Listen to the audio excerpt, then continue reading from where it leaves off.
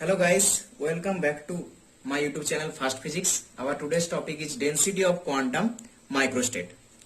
तो आज हम क्वांटम माइक्रोस्टेट की डेंसिटी निकालेंगे। तो पहले माइक्रोस्टेट क्या होता है ना, हम फेज सेल को ही माइक्रोस्टेट कहते हैं। मतलब फेज सेल और माइक्रोस्टेट दोनों ही क्या है, सेम है। हम एक फेज सेल को ही माइक्रोस्टेट कहते हैं।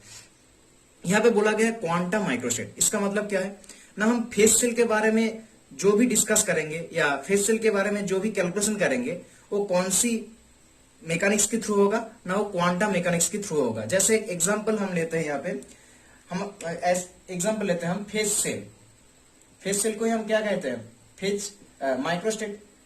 देखो प्रीवियस वीडियो में ही हमने फेज सेल का वॉल्यूम निकाला था। कितना आया था, डीटा equals to H Q.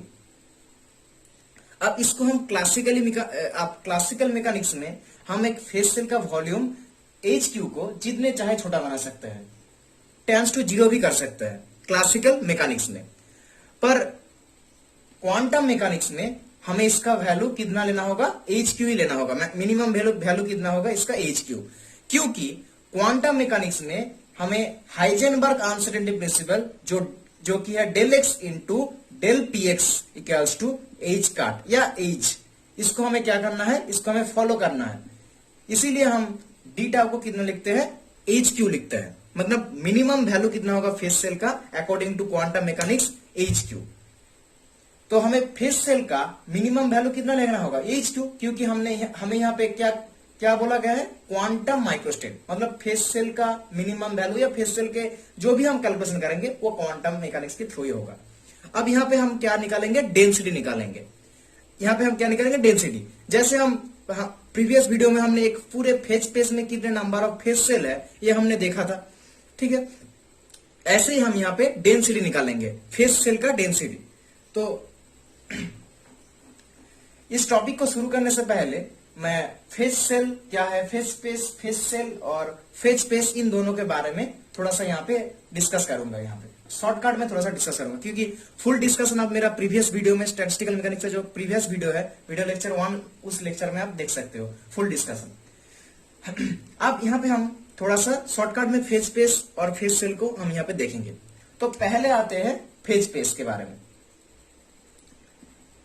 Phase space क्या है ना, अगर हम इसे शॉर्टकट में समझे तो देखो, स्टैटिस्टिकल मैकेनिक्स में अगर कोई भी पार्टिकल जो एक डायनामिक सिस्टम में जो पार्टिकल एक डायनामिक सिस्टम पे है, डायनामिक सिस्टम का मतलब क्या होता है, जो सिस्टम खुद एक वेलोसिटी से मूव कर रहा है।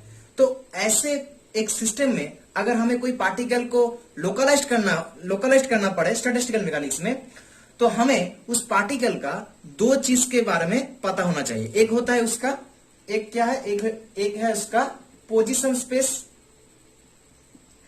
एक है इसका पोजीशन स्पेस उस पार्टिकल का जिसको हम लोकलाइज करेंगे स्टैटिस्टिकल मैकेनिक्स में, और दूसरा उस पार्टिकल का मोमेंटम स्पेस।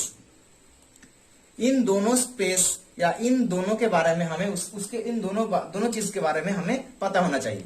फिर हम उस पार्टिकल के लिए एक स्पेस या एक एरिया ड्रॉ करेंगे, या आप कह सकते हैं एक बाउंड्री ड्रॉ करेंगे उस पार्टिकल के लिए। मतलब जिस पार्टिकल को हम लोकलाइज कर रहे हैं यहाँ पे, उसके लिए हम यहाँ पे क्या ड्रॉ करेंगे, एक एरिया, और या आप कह सकते हैं एक बाउंड्री ड्रॉ करेंगे।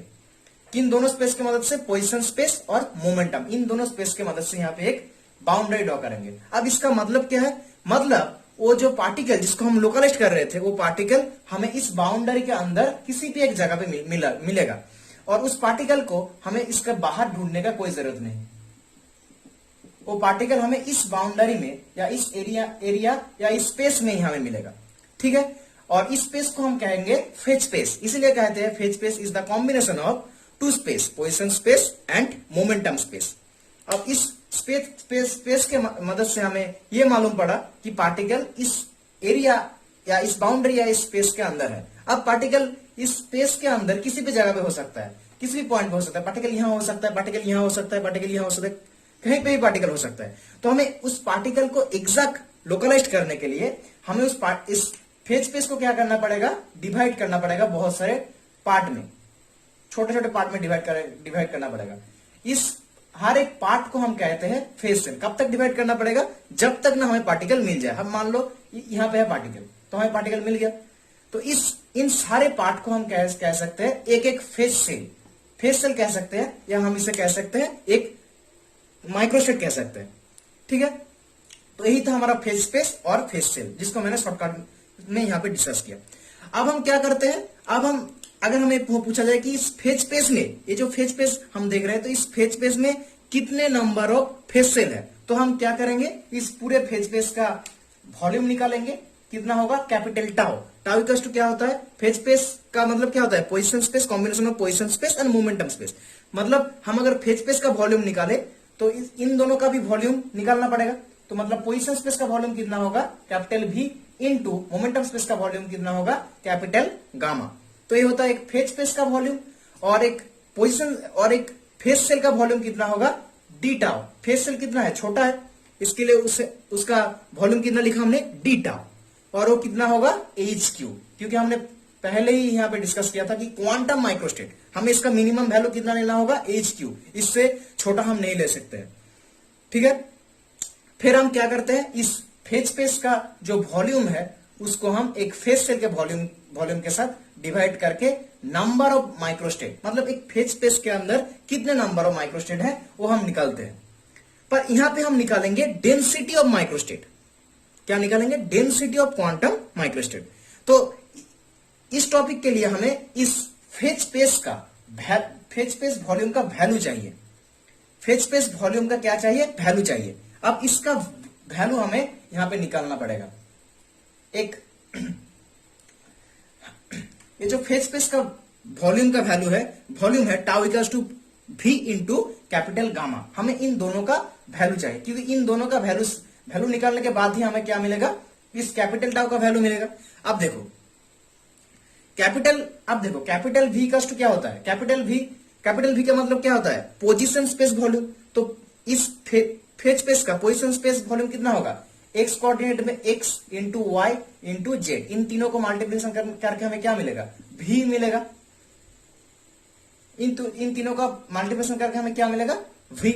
देखो कैपिटल V का मतलब क्या होता है? Position space volume. तो इस फेज स्पेस का पोजीशन स्पेस वॉल्यूम कितना होगा? एक x कोऑर्डिनेट, एक y एंड z। तो इन तीनों का मल्टीप्लिकेशन करके हमें कितना मिलेगा? V मिलेगा। अब हमें निकालना पड़ेगा कैपिटल गामा, जो कि है मोमेंटम स्पेस वॉल्यूम। वो हम कैसे निकालेंगे देखते हैं। तो इस momentum space volume capital gamma, इसका वैल्यू निकालने के लिए हम यहां पे एक 3 डायमेंशनल मोमेंटम स्पेस कंसीडर करेंगे। यहां पे px, py, pz। अब ये जो 3 डायमेंशनल स्पेस है, या ये जो सिस्टम है, इस सिस्टम में हम मान लेते हैं बहुत सारे पार्टिकल्स है। यहां पे बहुत सारे पार्टिकल्स है। तो इन सारे पार्टिकल्स का हमें क्या निकालना पड़ेगा? Total momentum space volume. मतलब हमें इस सिस्टम का कैपिटल गामा निकालना पड़ेगा। फिर हम उसका वैल्यू यहां पे पुट करके कैपिटल टाउ निकाल सकते हैं। मतलब एक फेज सेल का हम टोटल वॉल्यूम का वैल्यू निकालेंगे यहां पे। तो इस कैपिटल गामा मतलब total momentum space volume of this system, ये हमें निकालने के लिए हमें क्या करना पड़ेगा? इस पार्टिकल, यहां पे जितने सारे पार्टिकल्स हैं उसको हमें क्या करना पड़ेगा? एक लोकलाइज करना पड़ेगा।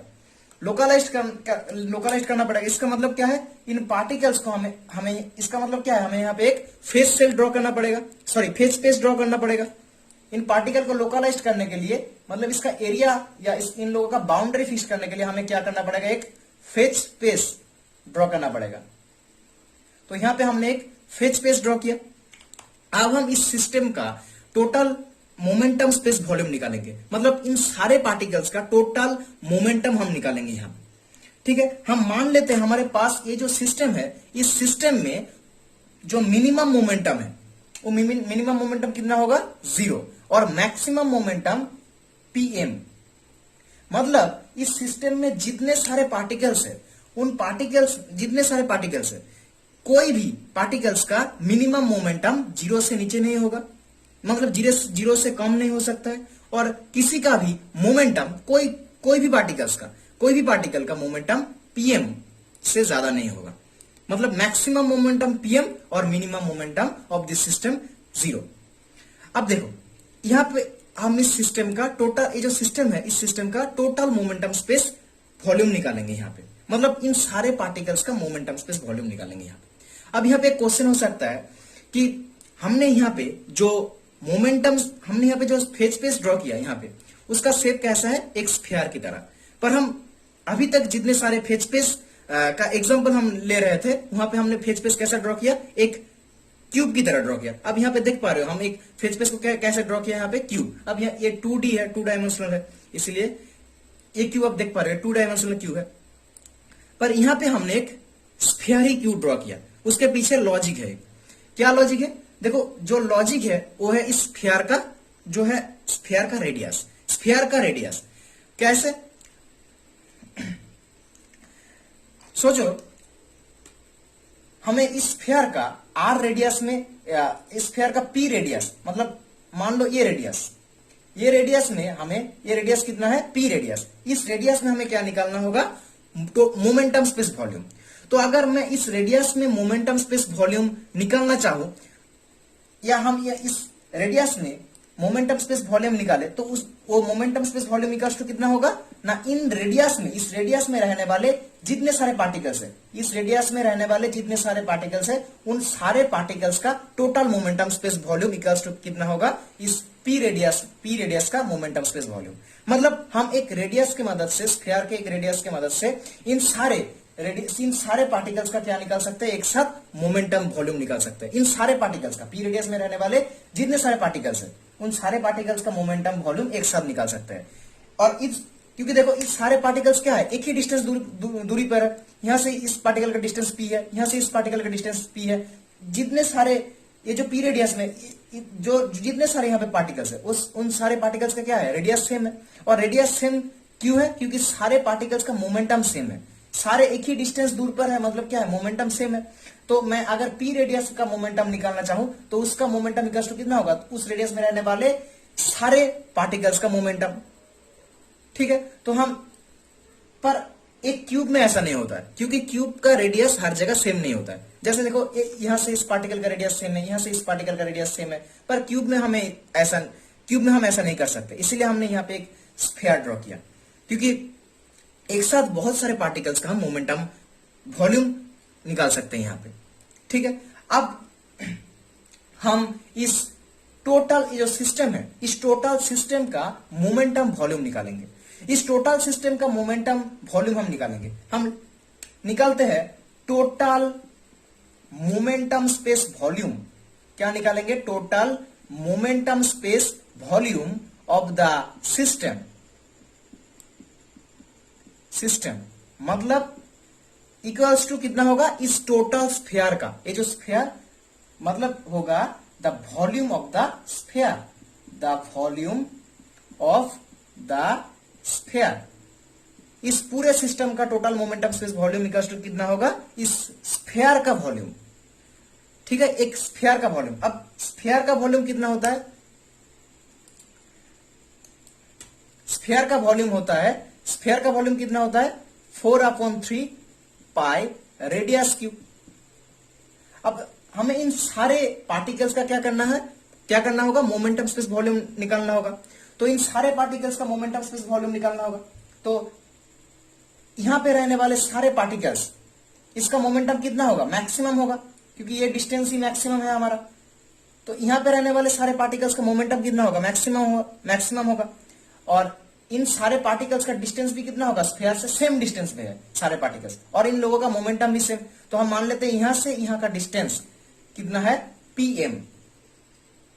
कितना होगा, पीएम। मतलब ये जो स्फीयर है इसका रेडियस कितना होगा, पीएम। और इस स्फीयर में अब यहां पे रहने वाले सारे पार्टिकल्स का मोमेंटम भी कितना होगा, पीएम है, क्योंकि सारे पार्टिकल्स एक ही डिस्टेंस दूर पर है।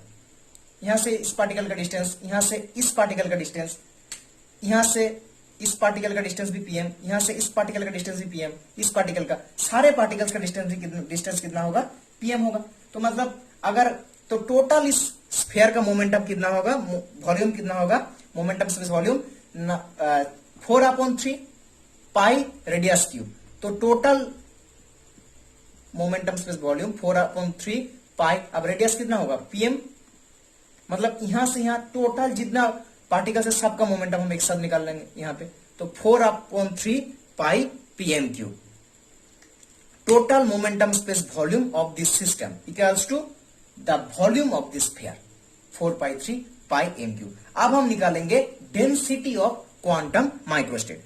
तो अब हम निकालेंगे क्या, डेंसिटी ऑफ क्वांटम माइक्रोस्टेट। अब हमें यहाँ पे फेज स्पेस का वॉल्यूम का वैल्यू मिल गया, वी का वैल्यू कितना आएगा v, और गामा का, कैपिटल गामा का वैल्यू कितना होगा यहाँ पे 4/3 pi PM Q, 4/3 pi PM Q हो गया हमारा फेज स्पेस का वैल्यू। फेज स्पेस का वैल्यू यही हमें चाहिए था इस टॉपिक को सॉल्व करने के लिए। तो हमारे पास एक फेज स्पेस का वॉल्यूम का वैल्यू कितना आया ना, कैपिटल टाउ मतलब क्या है फेज स्पेस का वॉल्यूम इक्वल्स टू कितना होगा v इंटू कैपिटल गामा का वैल्यू 4/3 पाई पीएम क्यू। हमने वैल्यू निकाल लिया, एक फेज स्पेस का वॉल्यूम का हमने वैल्यू निकाल लिया। ठीक है, अब हम डेंसिटी ऑफ क्वांटम माइक्रोस्टेट निकालते हैं। कैसे, मान लो हमें बोला जाए what is the density of quantum microstate between p, यहां से इसका रेडियस कितना था p and p plus dp। अब मान लेते हैं ये जो रेडियस है ये कितना है, ये रेडियस कितना है p प्लस dp। यहां से यहां तक p और यहां से यहां तक कितना p प्लस dp। मतलब हमें बोला गया है कि what is the density of quantum microstate between p and p plus dp। मतलब p से p प्लस dp, ये जो एरिया है इस एरिया में, ये जो एरिया आप देख रहे हो ये मिडिल का जो पोर्शन है, इस मिडिल का जो पोर्शन है इस पोर्शन में हमें क्या निकालने के लिए कहा गया, व्हाट इज द डेंसिटी, मतलब हमें डेंसिटी निकालना होगा क्वांटम माइक्रोस्टेट मतलब फेज सेल। यहां पे फेज सेल का हमें डेंसिटी निकालना होगा किस, ये जो पोर्शन है p से p प्लस dp। मतलब अगर मैं यहां पे ड्रॉ करूं, यहां से यहां कितना p और ये वाला कितना होगा यहां से यहां तक p प्लस dp। तो मतलब हमें ये जो मिडिल का पोर्शन है इस मिडिल का पोर्शन पे फेज सेल का डेंसिटी निकालना होगा। क्या निकालना होगा, डेंसिटी निकालना होगा। वो हम कैसे निकालेंगे ना, यहां पे फेज सेल का डेंसिटी निकालने के लिए हमें पहले ये जो पोर्शन है इसका फेज स्पेस वॉल्यूम का वैल्यू निकालना होगा। हमें यहां पे फेज स्पेस वॉल्यूम निकालना होगा। ये जो क्वेश्चन आप देख रहे हो, पहले क्या करना पड़ेगा, यहाँ पे फेज स्पेस वॉल्यूम निकालना होगा, मतलब कैपिटल टाउ। अब देखो ये कितना है, छोटा पोर्शन है, इतना बड़ा एक स्फीयर था, उस स्फीयर का ये जो पार्ट छोटा है, इसीलिए हम इसको क्या लिखेंगे डी टाउ। इसका वॉल्यूम को हम क्या लिखेंगे डी टाउ। एक फेज स्पेस और इसका वॉल्यूम कितना होगा, फेज स्पेस है इसका वॉल्यूम कितना होगा डी टाउ होगा, छोटा है इसलिए डी टाउ इक्वल्स टू कितना होगा capital V into D gamma, मतलब इसका मोमेंटम स्पेस वॉल्यूम। अब इसका मोमेंटम स्पेस वॉल्यूम हम कैसे निकालेंगे, देखो यहां से यहां का मोमेंटम स्पेस वॉल्यूम से अगर मैं यहां से यहां का मोमेंटम स्पेस वॉल्यूम कैंसिल कर दूं तो हमें ये वाला पोर्शन का मोमेंटम स्पेस वॉल्यूम मिल जाएगा। मतलब इस एरिया का मोमेंटम स्पेस वॉल्यूम अगर हमें निकालना पड़े तो मैं क्या करूंगा, यहां से इस एरिया का मोमेंटम स्पेस वॉल्यूम कितना होगा 4/3 पाई, रेडियस कितना है p प्लस dp, तो p plus dp Q minus अब इस एरिया का मोमेंटम स्पेस वॉल्यूम 4/3 पाई p क्यू। अगर मैं इन दोनों को, अगर इससे मैं इसको कैंसिल करूं तो क्या होगा, यहां पे 4/3 पाई कॉमन हो जाएगा इंटू यहां पे कितना होगा P Q plus 3p square dp plus 3p dp square plus dp Q minus p Q. अब यहां देखो ए पी क्यू दोनों कैंसिल हो जाएगा। आप यहां पे देखो dp एक स्मॉल टर्म है, अब उसका क्यूब करूंगा तो और स्मॉल हो जाएगा, इसलिए इस टर्म को मैं 0 लिख सकता हूं, टेंस टू 0, और यहां पे इस टर्म को भी मैं टेंस टू 0 लिख सकता हूं। तो हमें यहां पे क्या मिलेगा, यहां से हम लिख सकते हैं 4/3 पाई 3p स्क्वायर dp। अब यहां पे 3 कैंसिल, मतलब होगा 4 पाई p square dp। 4 pi P square DP. अब मैं इस चीज को इरेज करता हूं। तो मतलब हमें ये जो क्वेश्चन था, इस क्वेश्चन का मोमेंटम स्पेस वॉल्यूम कितना मिला हमें, momentum space, total momentum space volume, क्योंकि हमें टोटल फेज स्पेस वॉल्यूम निकालने के लिए कि इसका मोमेंटम स्पेस वॉल्यूम निकालना पड़ेगा। तो इसका टोटल मोमेंटम स्पेस वॉल्यूम कितना निकाला, 4 पाई पी स्क्वायर डीपी। बस हो गया, हमने डी टाउ यहां पे निकाल लिया। क्या, v इंटू, अब डी गामा का वैल्यू कितना है इसका, 4 पाई पी स्क्वायर, यूज करना पड़ेगा मुझे यहाँ पे। तो v into 4 pi P square DP, 4 pi P square. हमने यहाँ का फेज स्पेस वॉल्यूम निकाल लिया यहाँ पे, इस क्वेश्चन का हमने फेज स्पेस वॉल्यूम निकाल लिया। अब हमें क्या निकालना होगा, डेंसिटी। तो डेंसिटी निकालने के लिए पहले हमें इस क्वेश्चन का नंबर ऑफ, इस क्वेश्चन में कितने सारे फेज सेल है, मतलब नंबर ऑफ फेज सेल निकालना होगा। तो नंबर ऑफ फेज सेल हम कैसे निकालते हैं, फेज स्पेस का वॉल्यूम अपॉन कि कोई भी एक फेज सेल का मिनिमम वॉल्यूम। तो फेज स्पेस का वॉल्यूम कितना होगा, डी टाउ, मतलब v into 4 pi P square DP.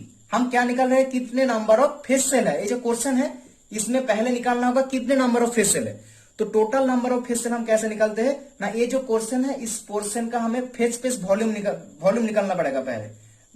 तो वॉल्यूम का निकालना पड़ेगा यहाँ पे। तो उसका वॉल्यूम कितना आया, phase space volume v into 4 pi P square DP. और अब इसको किसके साथ डिवाइड करना पड़ेगा, कोई भी एक फेज सेल का वॉल्यूम, आप कोई भी एक फेज सेल का मिनिमम।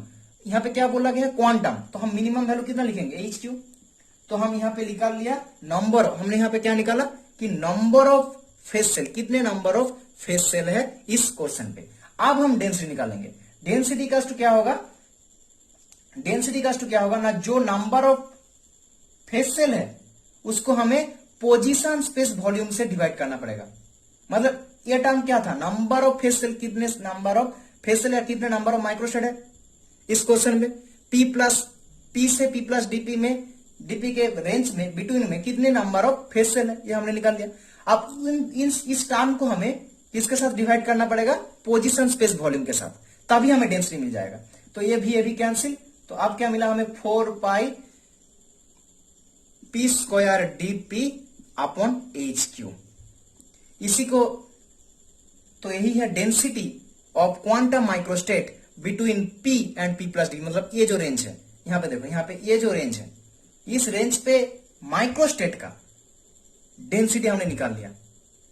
ठीक है, तो हम लिख सकते हैं the density of quantum microstate between P and P plus d p equals to 4 pi P square DP upon H Q.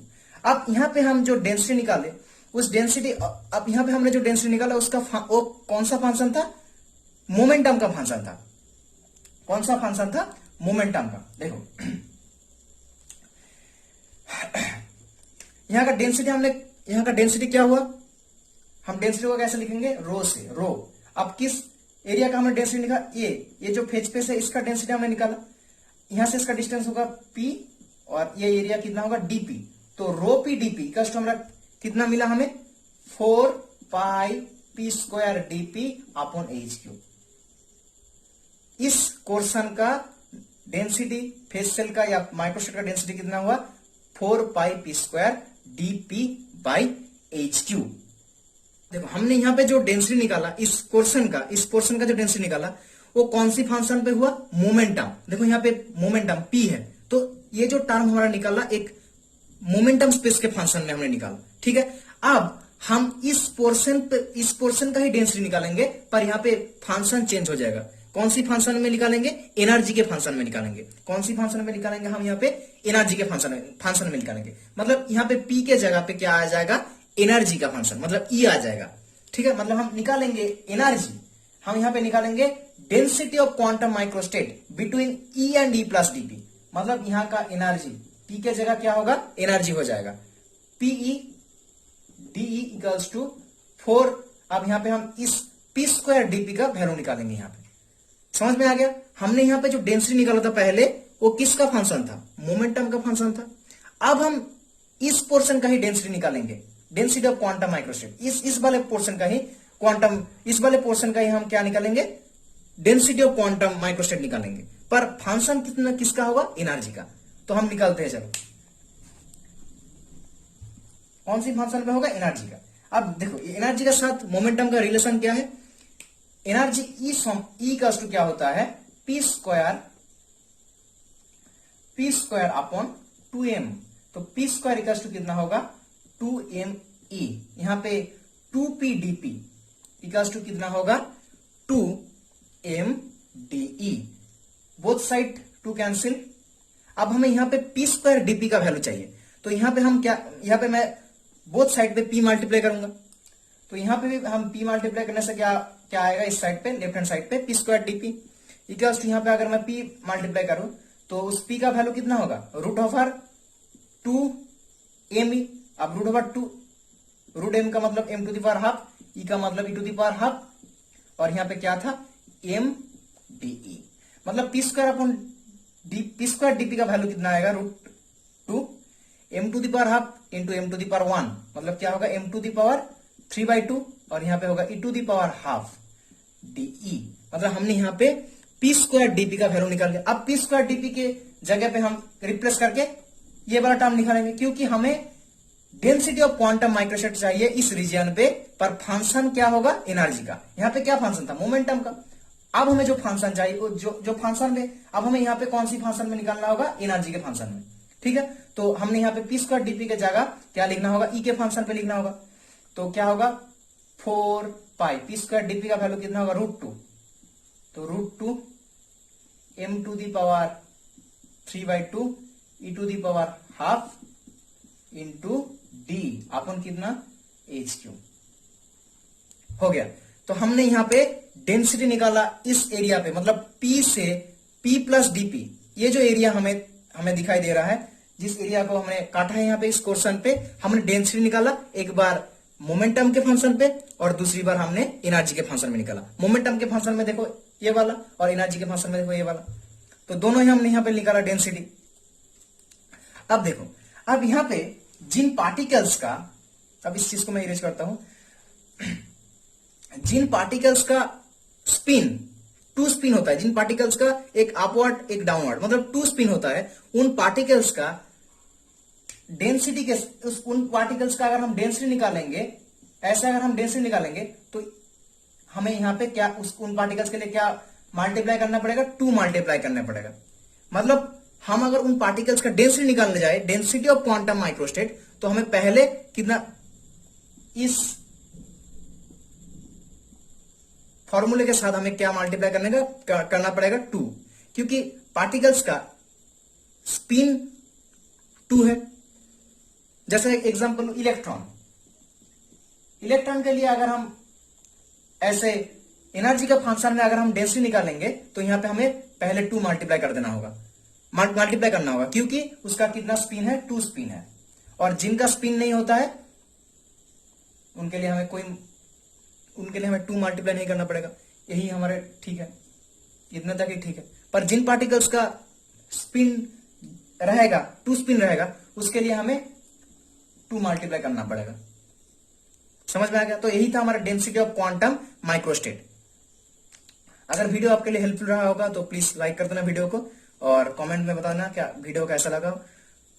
Thanks for watching this video. Good bye, मिलते हैं किसी दूसरी टॉपिक पे। Good night, bye.